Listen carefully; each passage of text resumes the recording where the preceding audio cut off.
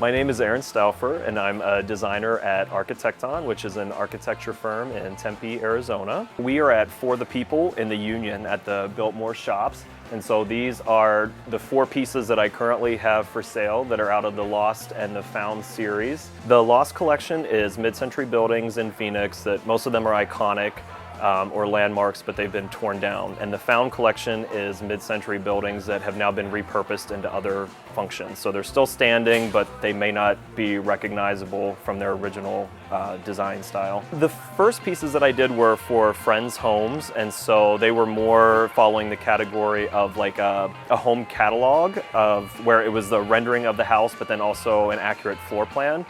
And as they kind of matured, then I broke into more commercial spaces that had more of like an iconic sense to Phoenix. I didn't really think of myself as an artist. This was not a path that I really went to explore because I do work at an architecture firm. So this kind of spawned from just a hobby on the side and then kind of merging with my actual career path. I would say that I gravitate most towards just like the exposure of materials and the elements themselves, the composition of the buildings, just to me signify a different time. Like you just kind of feel a different era of life. Because Phoenix is so young, we don't have the huge history and heritage of a lot of older states.